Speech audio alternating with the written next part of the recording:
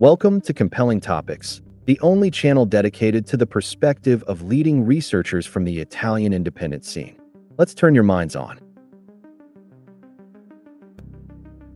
In this episode, we venture into a controversial and fascinating territory, guided by researcher Nicola Bizzi, who challenges the very foundations of the official timeline.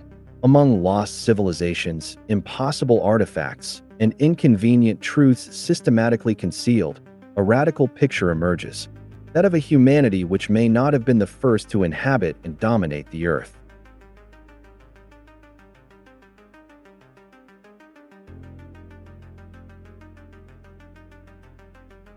This series of broadcasts confronts a challenge to the very foundations of official history, the existence of intelligent civilizations that preceded our own, not merely by a few thousand years, but by millions, perhaps hundreds of millions of years. Nicola Bizzi, researcher and author, leads his audience through a systematic examination of this claim, drawing on documented findings, geological evidence, and a palpable intellectual urgency. The official scientific narrative holds that human civilization emerged only in the last 10,000 years, evolving from caves and Paleolithic subsistence toward agriculture and, eventually, writing. Bizzi considers this account not merely incomplete, but fundamentally false. Earth is over 4 billion years old. 10,000 years, on that scale, amount to a fraction of a second on a clock face representing the planet's entire lifespan. To claim that intelligence was absent throughout all that time is, in his view, absurd. The standard timeline also asks us to accept that Homo sapiens appeared some 100,000 years ago, then spent 90,000 years accomplishing nothing before suddenly inventing agriculture around 9000 BCE and developing the world's first writing among the Sumerians of Mesopotamia. Bizzi rejects both claims. Attested writing systems predate Sumerian script by a considerable margin, and the exclusive focus on the Fertile Crescent reflects ideological convenience rather than scientific conclusion. The problem is not merely academic, it is political. The prevailing historical paradigm is defended with such ferocity not out of love for truth, but because its collapse would destabilize the entire existing order of power. Were humanity to recover its genuine historical memory, to understand who it is, where it comes from, and what civilizations came before, the apparatus of social, political, and religious control would begin to crumble. This, Bizzi argues, is precisely why every inconvenient piece of evidence is systematically buried, discredited, or destroyed. The machinery of suppression is well-oiled. University professors are made to understand that straying from the accepted narrative means losing their chairs. Research laboratories are warned that pursuing anomalous findings will cost them their funding. When these pressures prove insufficient, more extreme measures are applied. Dozens of archaeologists, geologists, and laboratory chemists who encountered anomalous discoveries have died under mysterious circumstances. The Smithsonian Institution is singled out as the world's foremost engine of systematic concealment, having faced legal proceedings over the destruction of thousands of bones belonging to human beings over 3 meters tall, remains that surfaced across the United States throughout the westward expansion. 19th-century American newspapers document these finds in thousands of articles. Almost none of the physical evidence survives. Bizzi does not confine himself to critique. He offers a vision of what science ought to become, a great unified knowledge, with a capital K, in which the artificial separation between empirical inquiry and spiritual understanding is healed. That fracture, he contends, was itself deliberately induced. Whether this synthesis will be achieved by our civilization or by the one that succeeds, it remains an open question, since he regards the current order as having reached its terminal point. The present moment, in his reading, is one of profound transformation, the end of the Kali Yuga, an epic of apocalypse in its literal etymological sense, unveiling. The veil of Isis is descending. People are beginning to perceive the systemic deception that pervades politics, economics, finance, and the pharmaceutical industry, and a sense that above all of these operate still darker forces, sacrificial cults, entities not fully belonging to the human dimension. One of the most compelling arguments Bizzi advances is his reinterpretation of the KT boundary, a thin layer of carbon and heavy metals found uniformly across the entire planet, conventionally associated with the asteroid impact that wiped out the dinosaurs 65 million years ago. He begins with a thought experiment. If our technological civilization vanished overnight, what would remain? After 100 years, crumbling buildings reclaimed by vegetation. After 1,000, perhaps the sturdiest stone structures. After 1,000,000 years, virtually nothing. Steel corrodes. Stone follows the cycles of geology. What would endure, after tens of millions of years, is a thin, uniform deposit of carbon and heavy metals, leached by rain from the ruins of everything we built and settled on ocean floors. That deposit has already been found. Its age, 65 million years, does not correspond to the dinosaurs, which had no factories, aircraft, or industrial infrastructure. It corresponds, Bizzi argues, to a technologically advanced global civilization of which no other trace survives. Similarly, anomalous finds in Carboniferous strata point to another advanced civilization around 300 million years ago. Between those two epochs and our own, there were likely many others. Earth's history is not a vast, empty silence interrupted by the sudden appearance of Homo sapiens. It is a succession of civilizational cycles, each erased by catastrophe and forgotten. Italian researchers have explored one such lost civilization in their volume, The Awakening of the Ancients, dedicated to the so-called oceanic civilization. The question of prior civilizations is inseparable from that of human origins. Bizzi is persuaded that the DNA of modern Homo sapiens has been manipulated, at least 2 or 3 times over the past 200,000 years, by external entities pursuing specific ends. Whether the civilizations that preceded ours were similarly engineered or evolved independently is unknown. What Bizzi considers certain is that the humanity we are today was constructed deliberately, shaped, as he puts it with bitter irony, into perfect ignorance, kept in the dark and wrapped in a matrix. OOPArts, out-of-place artifacts, are technologically manufactured objects discovered in geological contexts in which, according to the official timeline, no intelligent civilization should have existed. These are not legends or fringe speculation. Many have been analyzed by major scientific institutions and confirmed as genuine. What remains unexplained is who made them and when. Austrian researcher Klaus Dohna has spent his career collecting and exhibiting these objects, assembling traveling exhibitions of hundreds of specimens from both public and private collections. His long collaboration with Erich von Däniken produced the Mystery Park in Interlaken, Switzerland, an interactive museum dedicated to anomalous archaeology, housing among its exhibits a nearly 4-meter human skeleton. The park eventually closed for financial reasons, and the fate of its collection remains uncertain. Institutions exist whose explicit purpose is to prevent this knowledge from spreading. committees for the investigation of paranormal claims, present in virtually every Western country, whose function is to deny any discovery that departs from the paradigm, to rewrite Wikipedia entries, and to transform respected scientists into pseudo-scientists overnight. Among the most scientifically unassailable cases are the microscopic artifacts recovered from the riverbed of the Narada River in the Ural Mountains. Discovered during an expedition with entirely different objectives, these objects number in the thousands: spirals, screws, plates, and washers, ranging in size from 0.003 millimeters to 3 centimeters, the products of a sophisticated nanotechnology. Geological dating places them in strata between several 100,000 and 2 million years old. The Russian Academy of Sciences and the Academy of St. Petersburg have both confirmed their artificial origin.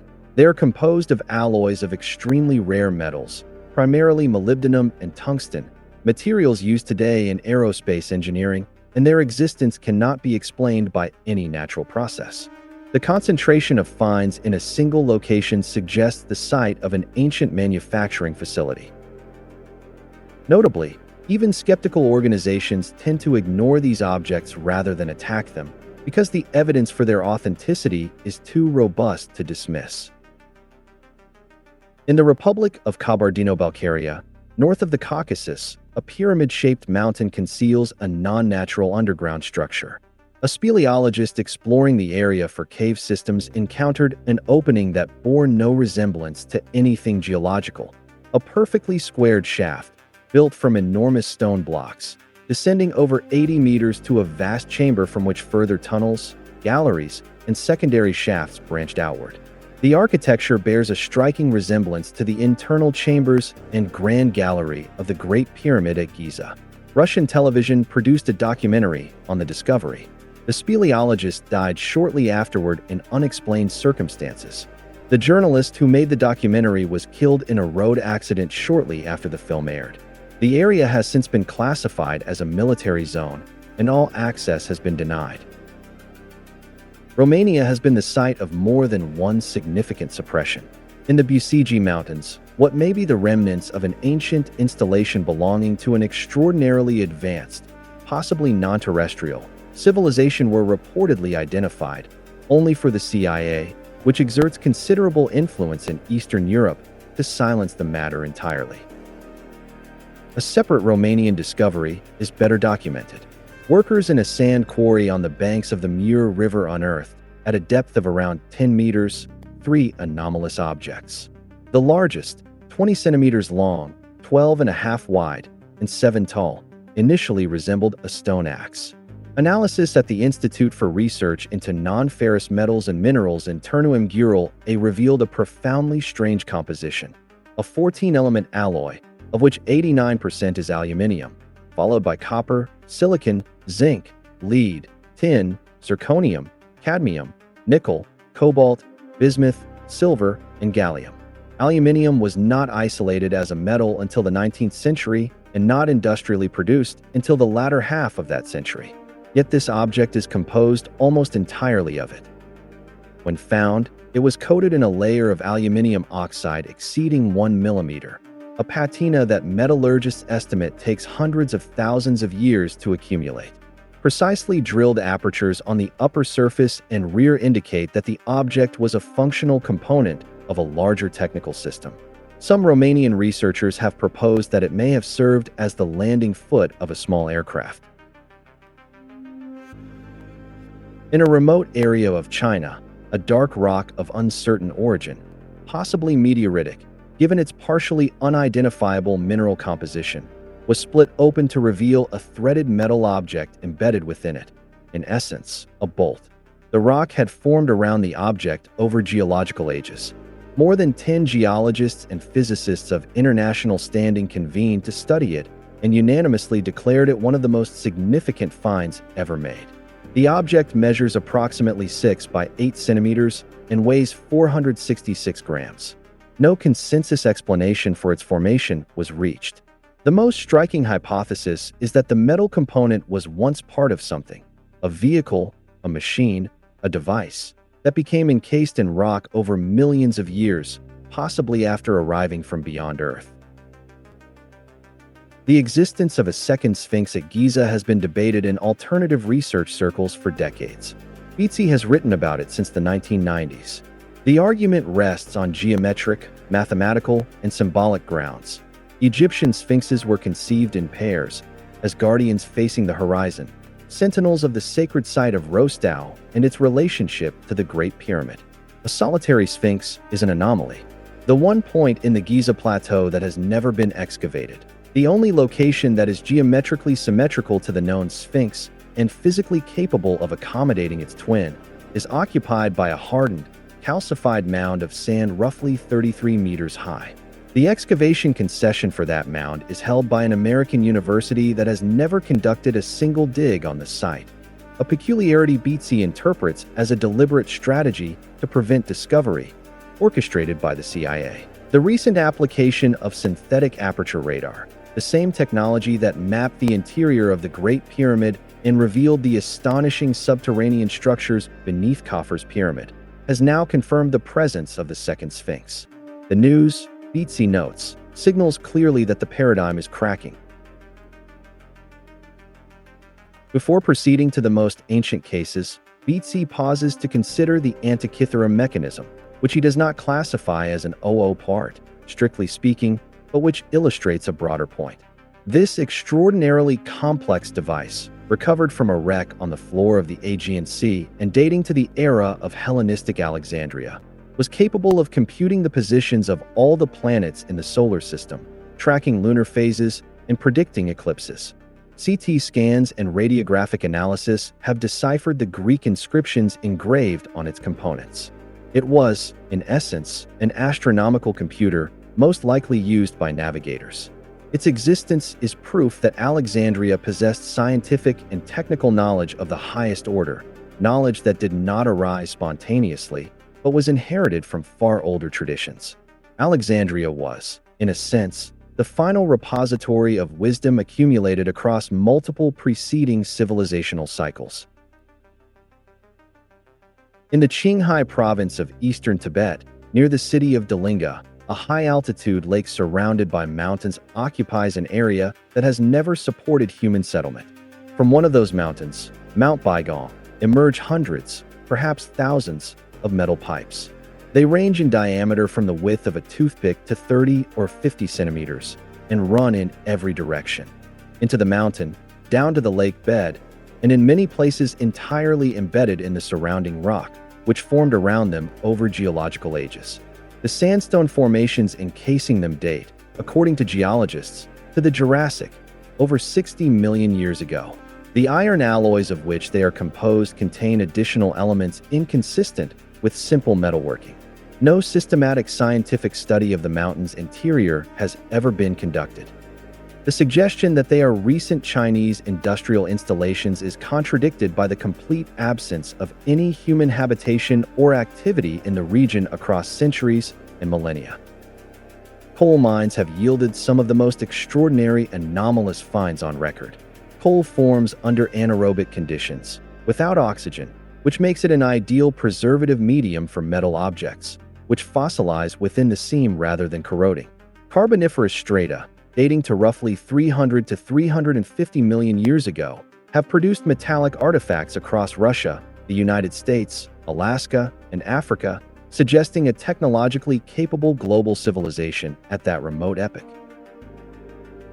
In Oklahoma, a man who purchased coal for domestic use broke open a large block and found inside it a small iron vessel with two lateral spouts, resembling a metallurgical crucible, approximately 8 centimeters tall. Decades later, he formalized his account in a sworn affidavit, tracing the coal's origin to the mines of Wilburton Carboniferous deposits. In West Virginia, a 10-year-old boy cracked open a block of coal and extracted an 18-centimeter brass bell bearing an anthropomorphic figure on its handle, a figure strikingly similar to the Indian deity Garuda. Both objects, by virtue of their stratigraphic context, must date to well over 300 million years ago. Michael Cremo and Richard Thompson's Forbidden Archaeology, published in a 1,000-page English original, later abridged for Italian translation, systematically catalogs hundreds of such cases, including gold chains, bronze vases, and other manufactured objects recovered from the gold mines of California. The book documents human skeletal remains identical to our own found in strata 2 million years old, at a time when, according to evolutionary theory, even Homo erectus had not yet appeared.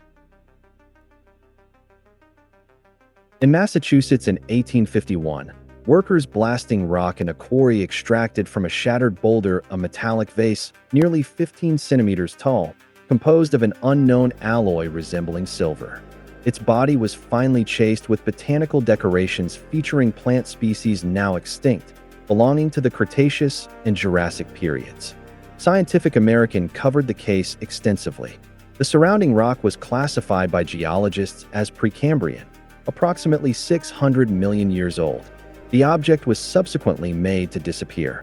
In France, in Cretaceous gypsum deposits dating to around 65 million years ago, workers unearthed a number of long, square-section metal tubes with rounded corners. These too were quietly absorbed into storage and largely lost.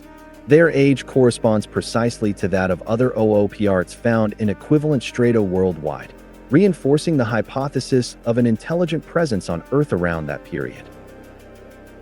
During the excavation of a water well in Illinois, workers bored through 15 meters of compacted earth, then through basaltic rock, then through alternating layers of clay and quicksand, reaching a depth of over 90 meters. At that point, the pump brought to the surface a number of clay spheres coated in iron oxide, and among them a small terracotta figurine of clearly human, female form, small enough to rest in the palm of a hand, missing the lower half of one leg. It is regarded as the oldest humanoid artifact ever recovered anywhere in the world. Its authenticity has never been challenged. It is preserved in a local museum, one of the few objects the Smithsonian failed to eliminate, but it has never been incorporated into any scientific theory, never mentioned in any textbook, and no institution has ever attempted to explain what it was doing 90 meters underground, beneath solid basalt. Bizzi addresses the physical mechanism that makes these survivals possible. Under normal atmospheric conditions, metals oxidize and decay. But an object encased in clay that gradually compacts into rock, in anaerobic conditions, without oxygen, undergoes no such degradation. It fossilizes alongside the surrounding stone, preserved across geological epochs, as if suspended in time. This is why mines produce so many anomalous finds. They are among the few places where human activity reaches the deep strata, and it explains why so many finds disappear. Mining is a commercial enterprise in which time is money. Stopping extraction to report an anomaly means weeks of lost production. Operators routinely instruct workers to destroy or bury unusual objects under concrete, exactly as construction companies do when archaeological remains surface at building sites. Bizzi closes with a direct appeal, addressed not to archaeologists, who are too thoroughly captured by academic institutions, but to geologists, who are called upon to date the stratigraphic context of finds and whose professional judgment is therefore decisive. Many geologists, he says, have privately told him of anomalous discoveries in mines that were hushed up to avoid disrupting extraction. Some have relayed information inherited from deceased colleagues who spent their careers keeping secrets, leaving explicit instructions that the truth be made public only after their deaths. The appeal is open. Anyone with knowledge of technologically manufactured objects found in ancient geological strata is urged to come forward. The process of revelation is already underway. Synthetic aperture radar and other remote sensing technologies are exposing what lies beneath the surface without a single shovel being turned. Discoveries accumulate. The paradigm is under pressure from multiple directions at once. Academics still guard it, but the public is asking questions, and the hunger to know, Bizzi observes, is growing. The veil is falling, and with it, the history that has been handed to us for centuries. That's all for today. See you in the next episode of Saturday Classics, here on Compelling Topics. I went to